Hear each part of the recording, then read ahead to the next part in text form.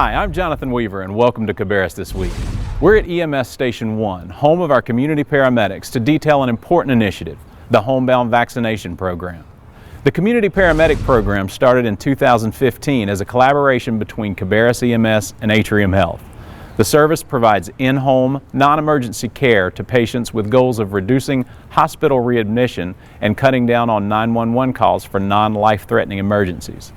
The program is a resounding success, so it was natural to expand the service when COVID-19 vaccines became available. For several weeks now, community paramedics have been dispatched around the county, visiting patients who are physically unable to leave their homes. Concord resident Walter Kimball and his wife Rena recently received their second vaccine dose. And as you'll hear, it's provided a much-needed peace of mind in an incredibly difficult time. Here's their story. When COVID came and the vaccine started coming out, I was thinking, gee, how am I going to get my wife to get a shot? Because I have to pay to take her to a doctor, have to have a CNA travel with her, because my health is not that good. And I said, gee, it would be nice if they could come here. I called Cabarrus County Health Alliance, and I called EMS. I thought the county reacted in an unbelievably fast time. All right, so I need, did you give me stickers for all my stuff? No, ma'am, not yet. For Moderna?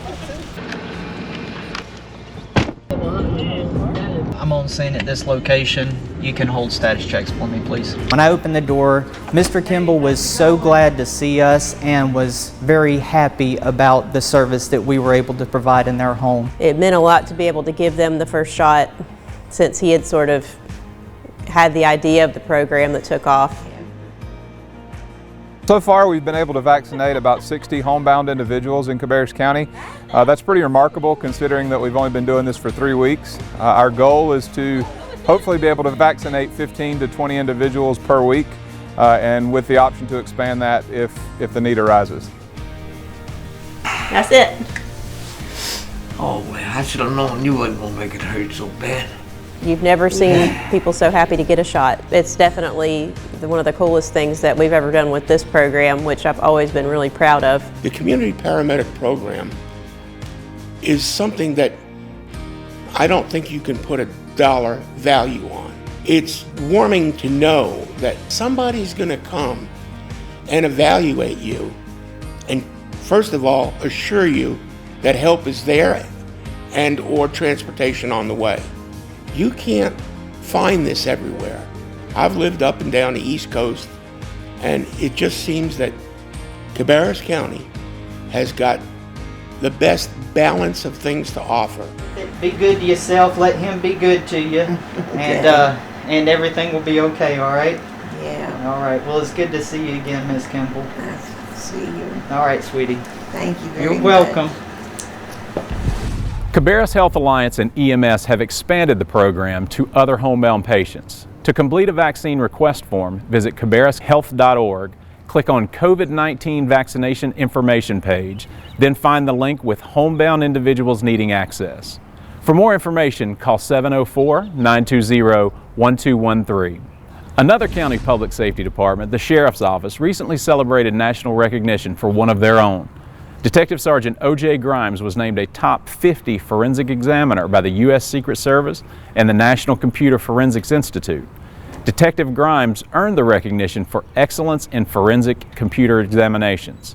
Here he is to talk more about how he combats cybercrime and how you can protect yourself online. Digital forensics is being able to see what happens on different digital devices. Everybody lives with their phones or their computers. The great thing about digital forensics is once it's out there, it's out there. There is no way of completely getting rid of it. Once the device is seized, we'll make a forensic image. We're able to see it as if it's on the phone. Then we can actually sit down and analyze everything that was in that phone and get timelines and other leads to go off of. The first year I was in it, I was right about 600 hours of training for that year. From October of 2019 till October of 2020, I was recognized as one of the top forensic examiners. They give this award to the top 50 nationwide. They base it off of two different things. One is the volume of devices that we do. This year alone, we were close to 500 devices. They also base it off of how much storage the devices hold. It is definitely an honor to me. And what it means for Cabarrus County is that the Sheriff's Office is committed to sending people to this training. We see that the digital age is among us. They are committed to sending people to training so that we do have the best in the region. In my time in criminal investigations, elderly has been the biggest victim of financial fraud than any other age group. I would suggest if you have elderly parents or grandparents, to sit down and explain to them. If you see an email that you want a bunch of money, it's more than likely a scam. When you get an email from somebody, a lot of times if you'll just click on the email header, it will actually give you where the email address comes from. And if it's not something you know, don't reply to it. Don't open up any attachments on it.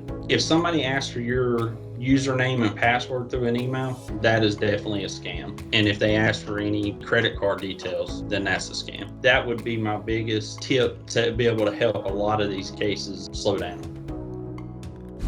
Thanks for your service to Cabarrus County and beyond, Detective Grimes, and congratulations on this incredible recognition. Finally this week, we have the inspiring story of County Commissioner Lynn Shue, whose life was saved twice through organ donation. Lynn has served Cabarrus County on both the school board and the Board of Commissioners. He dedicated his life to public service after his near-death experiences.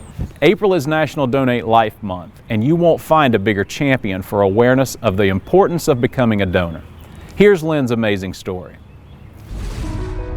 I've been able to do a lot of things because of the gift that Bonnie gave me, the gift that the 17-year-old boy from Michigan gave me. How do you say thank you for somebody that gave so much? I was in the basement of our house, and I heard the phone ring upstairs, and so I run upstairs to get the telephone. When I got to the top of the steps, I felt like, wow, whoever called, I said, could you hang on while I catch my breath? And I knew at that point something was wrong, so that's when I told Patty to go ahead and get me a doctor's appointment. I hadn't even been there in his office but about 5 minutes, and that's when he told me, going the way that you're going right now, he said, you probably got a month and a half, maybe 2 months to live because you're in severe congestive heart failure.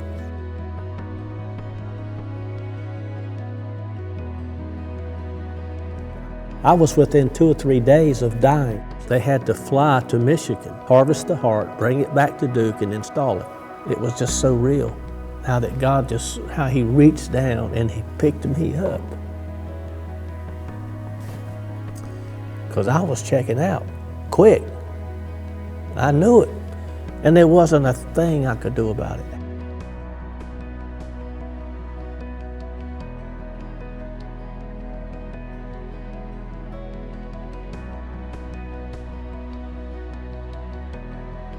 One day, I was down at my mailbox at the bottom of the driveway there. I met my next door neighbor, Bonnie Brown, and they lived right above us. There's only 2 houses on that road. Bonnie had lived there for 11 years, and we had never really took the time to talk. He invited me to church, me and the family, and we started going to church with him, me and the kids. Well, she realized that I was in kidney failure and that I needed a kidney transplant. I had 9 people offer to give me a kidney, and Bonnie was the only one that matched with me. I told her, I said, Bonnie, I said, look, I said, you don't really have anything to gain but a lot to lose simply because your family needs you just like my family needs me. I said, so I want you really to think about this. And I said, if there's any way to get out of it, get out of it. I said, because it's a lot of risk. Well, she just said that she just couldn't get out of it. She had to do it. That's a wonderful feeling, able to give life to somebody. You can't hardly describe it. It's just that amazing. Had Bonnie not come along and gave me that kidney 7 years after the heart transplant, I would have been gone. It is life-changing, but it's a good life-changing. It opens your eyes up to what miracles can actually be.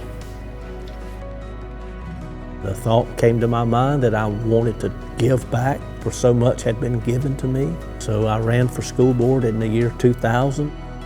One of the reasons I love public service is because it gives me a purpose. It gives me a reason to get up in the morning. And I tell Bonnie all the time, whatever I accomplish in this life, you'll have a part of it because you helped give me life.